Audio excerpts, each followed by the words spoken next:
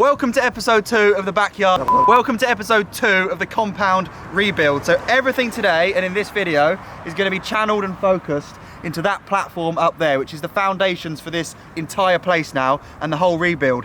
The other very, very cool platform is Squarespace, who have sponsored today's video, and they can be the foundations for your platform to go ahead and build a mega online presence and run your very own business. So in the last episode, we completed this guy, that massive, humongous universal landing, which took 4 days in a digger to stack, loads and loads and loads of slapping of the sand with shovels, and it's finally complete. And you guys have named it. There's been loads of good suggestions like the tsunami, but my favorite one, and a lot of you guys liked, was from Jimmy BX007, which is Everest. It's called Everest, because look at it. It's not 6 miles high, or whatever Everest is. Is it that big? Is that I don't know, I've no clue. It's huge, I think. I think they measure it from not the ground level either, not sea level. They measure it from like where the mountain actually starts underground, like an iceberg, which is strange. So if we measure that in the same way, I could say it's a mile high, couldn't I? Yeah. So it's Everest. It's big and it's done. So we need to decide what's going to happen here, what's going to happen afterwards. Loads of good suggestions on that. But we need a roll-in. That is a roll-in, the one that says bulk on it. And in this video, we're going to build another one of those that's way bigger, way wider. And that roll-in is about 60 degrees steep. 30 degrees from vertical, which is way too steep for big bikes, tandems, kayaks. And like I explained, I want to build a much more mellow one that's more inviting for riders that don't want to drop into that.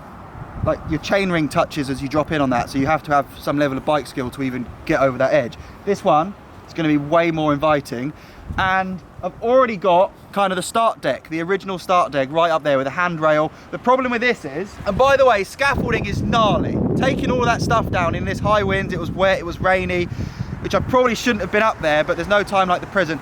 Scaffolders are so gnarly, I'm not surprised they scream and swear all day from the rooftops, because it's the most dangerous job ever. I thought my job was dangerous. All of these poles that have just landed down here, I had no choice of how they fell or where they landed. I'm just undoing a clip with my eyes shut, and it just goes bang! It sounds like, it's terrible, it's terrifying.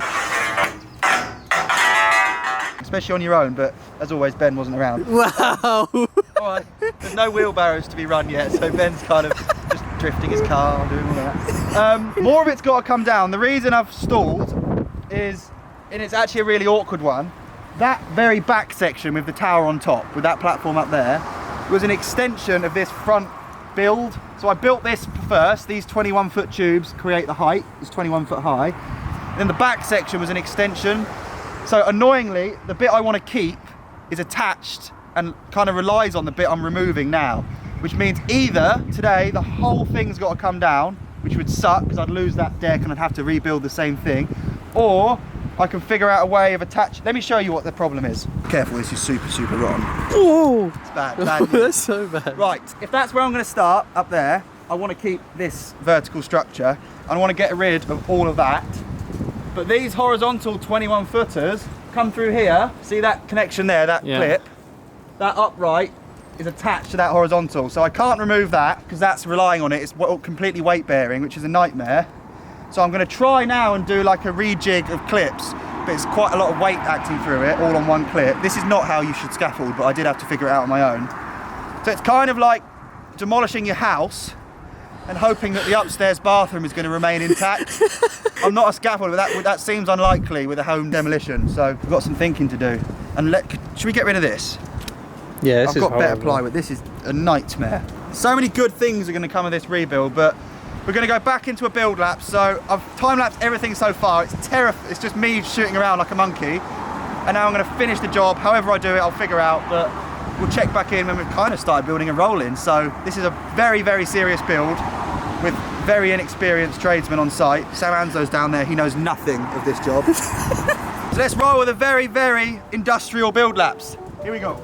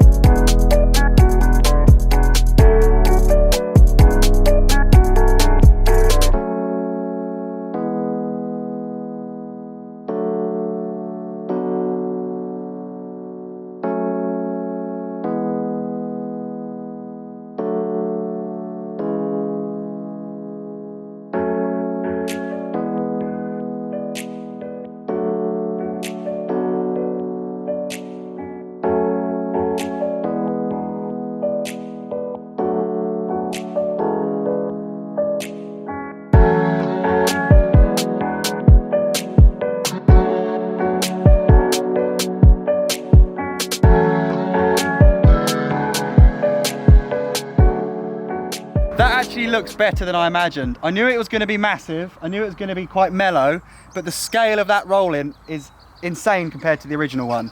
I remember building that 2 years ago and it was so significant. I remember coming up, looking at it thinking, it's going to be scary dropping into that. But this one is insanely massive and it's not even finished. So building all of that was terrifying. That's like real dangerous work, but quite exciting. And it hasn't gone all the way to the ground. So it could either be the craziest downhill drop thing ever, but what I'm actually going to do, rather than scaffold all the way to the ground, is fill that entire area with the like plywood radius transition. On this roll-in, scaffolding comes to here, and then it's basically building a ramp. It's no different to building that ramp over there, but you place it in the other direction.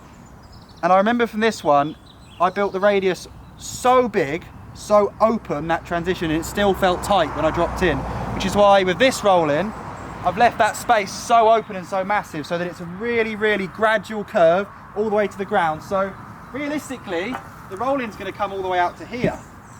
So this whole thing is going to take up a lot of space with a big footprint. But that was the whole plan. That was the reason I wanted the roll-in, to make it chill. You can walk up that thing, turn around, drop in on whatever bike, and I'm so pleased that I don't have to clamber around up there now, because it is super scary. I don't think that's the orthodox method of scaffolding, hanging from your fingertips with a spanner under your chin and a 21-foot scaffold pole on your shoulder, but it got the job done with no injuries. I was worried about you, Ben. Oh, I was alright, mate. So, what happens next? Now it's kind of like you transition from all the crazy scaffolding stuff towards the timber. So I'm going to have to lay timber horizontals all the way up that, which the buffalo board plywood is going to screw into. I'm stoked I discovered this stuff. It's so hard wearing. It's got this kind of textured print on it, which helps when it's wet. It's never rotted. It's 3 times more expensive than normal plywood. But I dare say you'd have to replace normal plywood 3 times in the lifespan of this, so it's actually cost effective. You just have to swallow it pretty hardcore at the start. It is sad to see the big drop off go. I did some cool stuff on that. It was fun to 360. I did my first big flat drop backflip before going to a competition, and that trick helped me win. So I've had some very cool memories on the big drop, but it's gone. Look how much scaffolding's left over. Like that rolling's kind of finished and there's all that left, which means I've got enough scaffolding to build something else somewhere. I don't know what. Another roll-in? So another build lapse then. Talking of building, the whole world now is going online, and you can do the same by going to Squarespace and actually building a website so quickly. There's a link in my description where you can start a free trial, and then you can go on there, choose your domain name. That's a built-in feature. If your business is like online bookings, there's calendars and that booking tool built in, so you can do all of that, and then you are trading online. It's as simple as that. And I've got a discount code down in my description as well, so you can save 10% off your very first purchase. Now, let's do another build lapse in which I'm just going to finish this entire roll in, and we can look at how mega it looks. Let's go.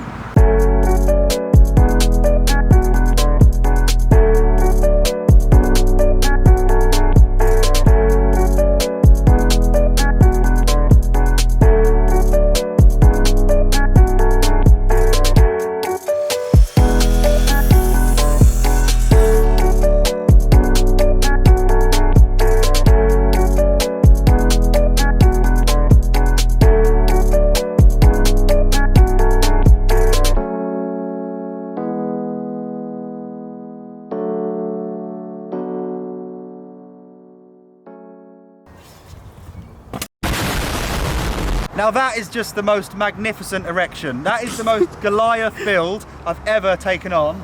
It's sick, and it's not finished. I know I promised I'd have it done in the last build lapse. I haven't, because it just takes so long. It takes so much thinking, so much math, surprisingly a lot of maths, because I had to figure out what radius to use for the transition to take it from ground level up to 45 degrees. It's actually closer to 50 degrees. I brought up a proper technical spirit level thing. From ground level up to 50 degrees at 3 meters. And I thought that is exactly half the length, so it'll be at 45 degrees, halfway along 3 meters, so I'd need a 6 meter radius. Turns out it's not, and me and my dad did loads of maths last night, because I didn't want to buy all the wood, cut it all and do it wrong. And there's some weird relationship with pi, where it's the height, 3 meters, times pi, produces a 45 degree angle at its height. Don't know why, but it is. So I've gone for the fact that it's 50 degrees, just over 9 meter radius. That ramp there has a 16 meter radius, the biggest I've ever built. This is over 30 feet. So that would create an enormous circle, 60 foot tall, so like the biggest circle ever, and that's just a small portion of it to go from here up to there, and it's perfect. I love it, and it's massive. So I thought the rolling was going to finish way back there. It actually finishes here, which is eaten into that gap quite a bit. In the last video I was raving on about how much space I had, And some key people said, well, you might be surprised, and I am surprised, but there will be enough space to have 1, 2 more kickers, optional lines. That dream hasn't gone, but this dream is now in front of us. Look at it. I haven't even put plywood on it. I've only built half the transition. I need to build that again. There's so many trips back and forth to buy more wood. It all takes time. Cutting, batteries die, all of that. It's savage, but I do like a good build. And that, as I say, is magnificent. So I'm going to end the video there, and in the next one I will 100% finish it and sort out all this stuff, maybe build the kicker, and I'll test ride the roll-in. If I can find someone with one of those speed guns, we could do a speed trap test. But actually couldn't we? There's probably an app now for it. Let's definitely. So the mega build continues, but this is very different to the backyard, very different to anything I've ever done. It's all massive. You can't just build a pump bumper or a kicker in a morning. It takes days and days to produce that. But how good's it going to be riding down that? Actually, brakeless, Ben. Terrifying, mate. Yeah. Terrifying. I'm terrified for you watching. I haven't even been up there yet. There's no ladder up there, so I might do a death climb and check it out in a bit. So thanks for getting involved with the new build series. It's going to be a hell of a build, actually. There's so much here that needs to happen, and you guys are involved yet again. I love it, so thank you. Nice one. Legends.